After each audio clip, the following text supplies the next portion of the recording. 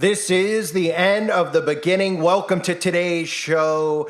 If you saw my previous videos about Hurricane Idalia, which a lot of people have seen the footage and some people are not making a big deal about it and others are, but it's important to note that when I covered this earlier in the week, I was talking about these articles that were out there talking about a direct hit on St. Petersburg, and it wasn't a coincidence that Spectrum, the company Spectrum, which at one point was owned by Paul Allen, who, of course, for those of you that don't know, Paul Allen was a co-founder of Microsoft with this guy named Bill Gates. Okay, and Spectrum is a company, Paul Allen has since passed, but Spectrum is a company that is going to be bringing in smart cities. And St. Petersburg, while a lot of people aren't making a huge deal about it, they got exactly what they wanted. They told you it was going to be a direct hit in that specific location, and it was a direct hit as far as flooding it out. They don't need to burn it down. They don't need to make a big deal about these things the way that they do with other stories. They just can say, well, it's a hurricane, because people are so desensitized to it and people aren't going to blame anyone for it. And they're just going to be like, oh, Florida got hit with another hurricane, no big deal. But they're going to continue to use the weather to target specific locations that they want to flood out. By flooding out St. Petersburg, you're doing exactly what's needed to create smart cities. You're updating the infrastructure. You're tearing down what's there and rebuilding. You're also running out people who live there. You're flooding their homes that they're never going to get back. They're never going to get insurance on those homes. They're forced out of those areas like we saw in Louisiana with Katrina. And small business owners, all their products for the most part are ruined because the flood rose. In some places, 9 feet, 5 feet to 9 feet, which is more than enough to flood a store, to make the store completely unusable, to make the products in the store completely worthless, to flood those things out and even have them just flooding down the road in some cases. Some of the stores with products in it, you can see the products just flooding down the road, just like we saw a lot of people on canoes going down the road. So St. Petersburg was hit, direct hit, weapon used perfectly. Here's a look at what happened in St. Petersburg in the aftermath. And of course, it's not a big deal. Again, it's not a big deal to these people. Most people who hear these stories, they're more interested in the stuff with Trump and Biden, and they don't realize that they're using the weather to flood these people out until it actually happens to them. When it happens to them, then they'll be bothered by it.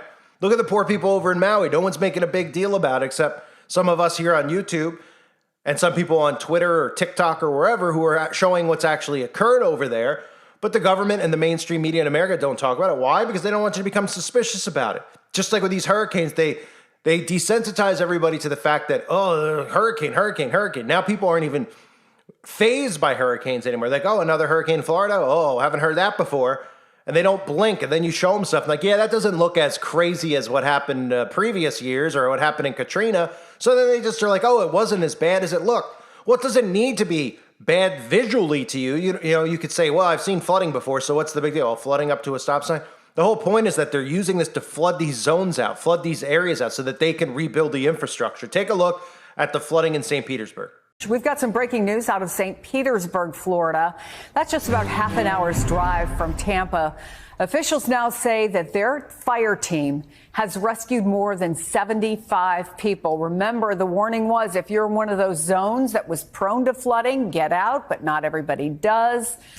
So those 75 people were from areas, obviously, with the most severe flooding. The government shared this video on Twitter of emergency officials moving through floodwaters in a boat as the rain pours down around them, risking their own safety to bring others to safety. Making landfall this morning on Florida's west coast as a dangerous Category 3 storm. We're going to go to video now already of the high winds that we're seeing, the strong surge to the state. Here is a look at the severe flooding we're seeing in St. Petersburg. A state of emergency has been declared there.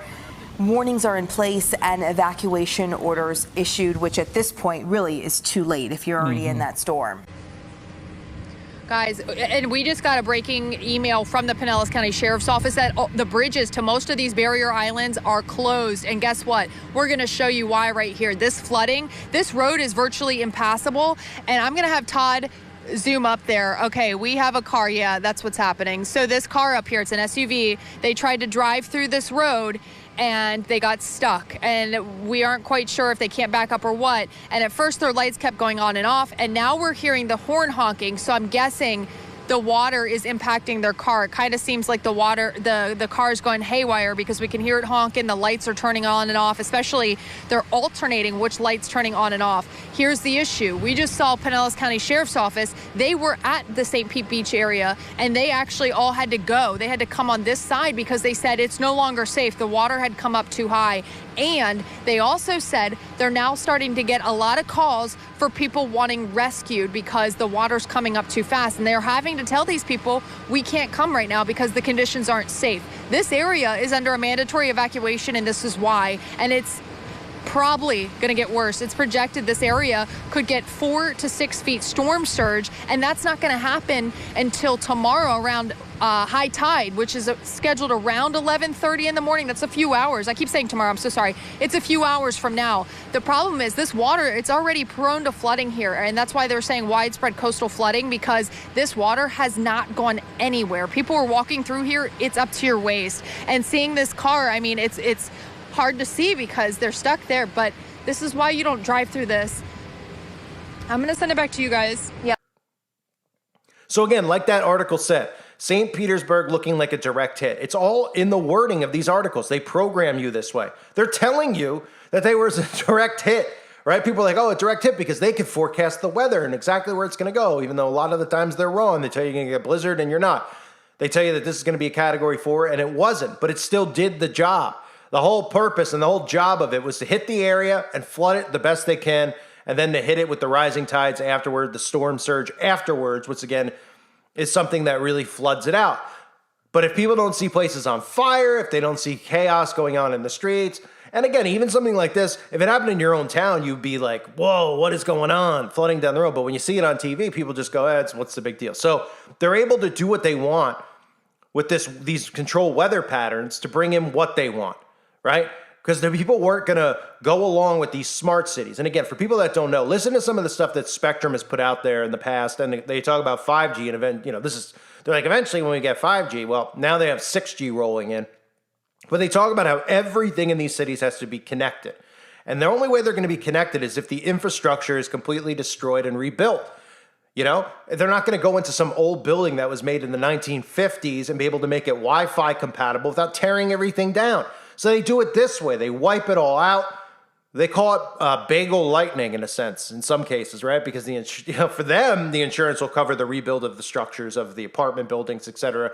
And of course, these things will all be handed over to the government when the government will implement these smart cities. And the whole plan is to, again, recreate the infrastructure. So listen to them talking about this is Spectrum. This is the company that, Paul Allen once was the owner of. I'm not sure if he was the creator, but he was on the ground floor, also known as Charter Communications. And of course, this is another thing tied to Bill Gates, conveniently. Take a look at what the plans are here.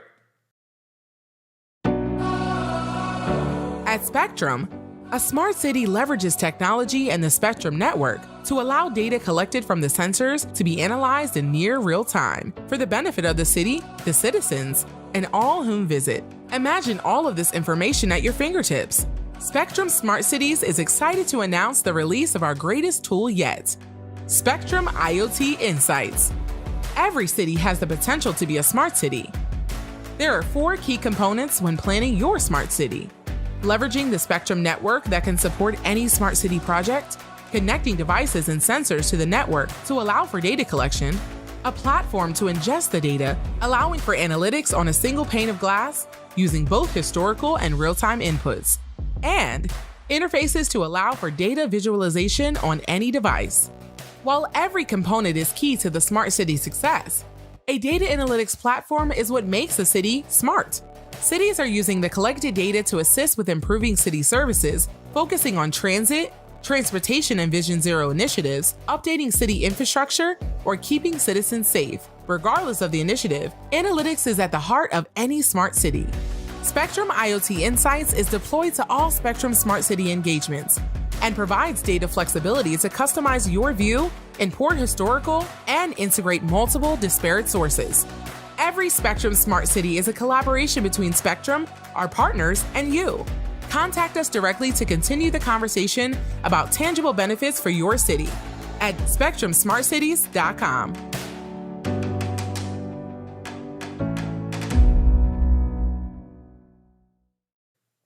So the key things to look at are how everything's connected, of course, and the infrastructure, right? Updating the infrastructure. Well, how are they going to update the infrastructure? If a guy who owns a shoe shop in the 1950s passed it on to his son, and his son now owns that shoe shop, and maybe he does more than just sell shoes, he, or whatever, he cleans shoes, repairs shoes, etc. Just say a business that doesn't need to be Wi-Fi compatible. Well, they don't want that there. Because again, everything inside of the smart city is going to be controlled and run by technology. Remember, AI governance is the key, right? That's what we constantly hear about. And then you see these articles out there, like I covered with Spectrum. Here's one from last year, March of 2022. Smart City Showcase highlights innovative problem solving in St. Pete. And this mayor's out there doing interviews about, the rebuild, of course, build back better. These people all have their hand in it. They know what's going on. So this even talks about in St. Petersburg, Innovation District's leadership, members of academia, local government, nonprofit organizations, and the private sector are utilizing new tech to help solve the city's challenges. Listen to this quote. This is a quote on smart cities. Quote, "At the heart of all our work has been the principle that we're not doing this for the sake of technology, but because we want to solve problems and we want to enhance lives of people in the community." This is how the smart cities are being marketed. This is how the mark of the beast is going to be marketed to people. Oh, your health. This is for you and your long-term health and the community and love. All these words with background music that sounds like, oh, it sounds so great and so neat and so cool. It's all a deception. This is not for the sake of solving problems. This is the creation of problems. In their mind, these smart cities are a utopia. And that's how they've marketed this to Democrats. Oh, it's a utopian society. You're never going to change human beings and their instincts. There's always going to be wicked people. So all you're doing is just trapping, and really in this case, if we're going to have Democrats trapped in these smart cities, if they're the only ones who are going to comply to it, you're trapping the most insane people into the smart city. You're actually putting in narcissists and psychopaths, okay? And what they think is going to be utopia. Then all of a sudden, when they don't have the finger pointed at conservatives, then they're going to start pointing the finger at one another because they're going to find something to fight about. You haven't noticed the pattern of behavior with a lot of these lunatics is that nothing's ever good enough. They're never happy. They actually still think in their minds that they're oppressed, when we all can see who's oppressed in this society, anyone with eyes. These people can say what they want, they can dress how they want, and if they have a certain sexual preference, they automatically will get hired. If they don't get hired, they can sue and automatically win. Everything defaults in their favor. And then when it comes to people like us, we don't even have the freedom of speech anymore, let alone, going into a job, trying to get, interviewing for a job, saying you're a Christian. Forget about it. You'll automatically be thrown out. They'll look at you and be like, well, we're going to end this interview a little bit short, right? But you could discriminate against people like us. You could take away our rights, but not there. So trapping them in the smart cities, they're like, oh yeah, it's going to be great. It's for the betterment of humanity. It's going to solve problems. It's going to enhance lives. Then they're all going to be stuck in there, turning on one another. It's going to be utter chaos. It's going to be more chaotic than, stuff you see on these shows that show like real prison fights and things that occur in prison and life in prison. That's what it's going to be like. So they've been talking about the implementation of these smart cities. Obviously, we all know about Maui. People are finally catching on to this, which makes me happy that people are finally catching on to this, which makes me, wake up and say, I got to keep going and keep pushing forward. Because when I started this a couple years ago, people didn't even understand the stuff. A lot of people don't understand any of the stuff with the carbon. I mean, they're just like, oh, they just want to get, us into the, they're going to make money and profit off of green energy. That's why they're doing this and sabotaging it. They don't realize that it's enslavement.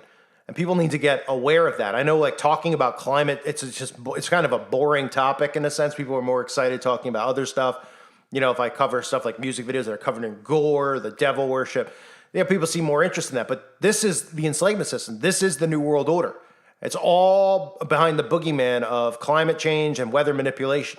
That's what they're doing. That's what they're using against their own citizens all around the earth at this moment. So it might be a little bit of a boring topic, but people need to catch on. But more people are catching on to the smart city implementation. Now they need to start realizing that these corporations and these companies have been working with these cities, and they need to destroy the infrastructures to bring these in. You can't just put up smart, people are like, oh, they're already in there. Why would they wipe out St. Petersburg? They have smart lights. Well, they've done experiments with the smart lighting and the smart, we all know what the experiment with the smart purple street lights was. I've covered that over and over again. All that's obviously been scrubbed because, all those channels from that other YouTuber are gone, but they've been running experiments with smart city technology. Okay, now they need to implement the infrastructure. And you've even seen the experiments done with the Amazon Go stores, right? What did you think that all of a sudden was the Amazon Go stores went out of business? There's a lot of them just shut down, that they're not going to use that technology. If you don't remember the Amazon Go stores, you'd walk in, you'd be under full surveillance. Just take a look. Here's the video clip of what that looked like, because this is exactly how smart cities are going to operate. At this Amazon Go grocery store, there are familiar sights and sounds missing. No checkout lines, no reaching for your wallet. Instead, you scan your Amazon Go app as you enter the store, and the cameras up above and weight sensors in the shelves. You can pick up anything you want and just walk out. Then your Amazon account is charged. You walk in and then you just pick up stuff and you walk out. It was kind of weird to look up and see all like the sensors. There's a produce section, but no scales here. Instead of your typical grocery store, which sells your fruits and veggies by the pound, this one sells by the item. So how do the prices compare to a nearby grocery store? A bottle of Heinz ketchup at Amazon Go is 30 cents cheaper. A pack of LaCroix, $1.50 less. And Tide detergent, a savings of more than $3. It really remains to be seen whether the technology is good enough to supplant cashiers in those larger environments.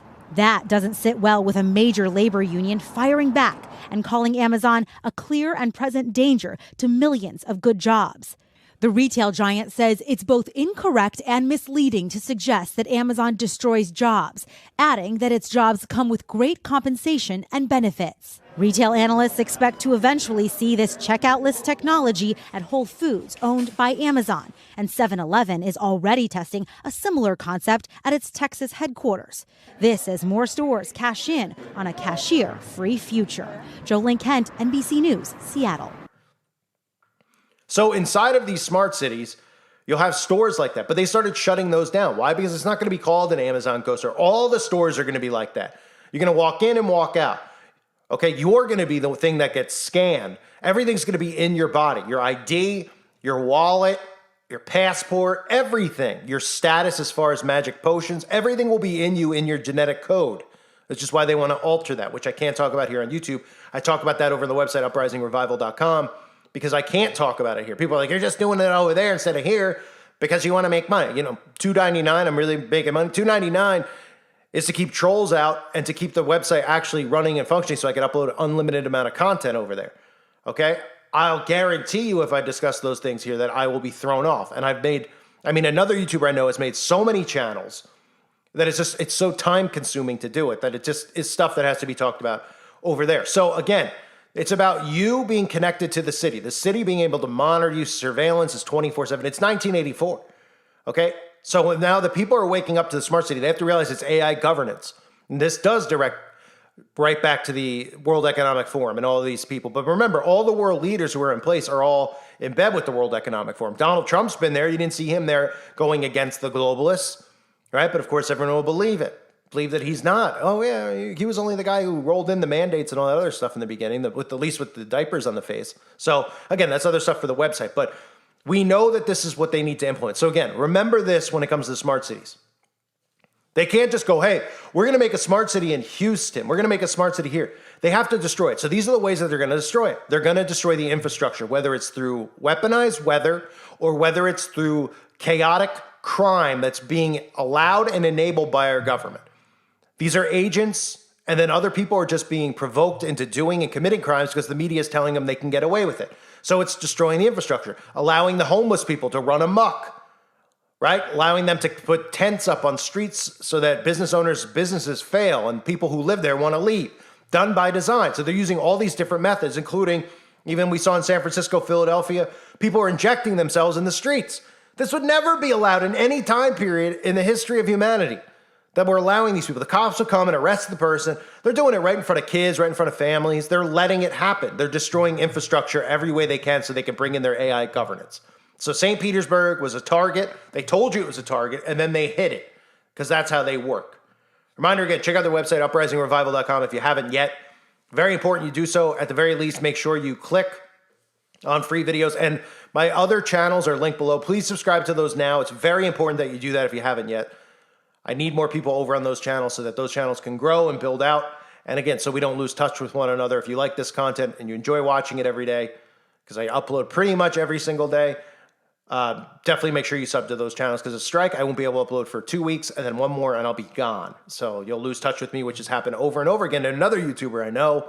So we don't want that to happen again. So please sub to the other channels now. I thank you guys for your support. Prayers for everybody out there affected by these floods, just like prayers for everybody in Maui who's still dealing, and everybody who's suffering from their direct energy weapons and their weather manipulation. It's just absolutely insane, and it's coming to a town near you, even possibly your town. So be ready, be prepared, and know what's going on. I thank you guys. Hope you're all doing well. God bless you as always and your families.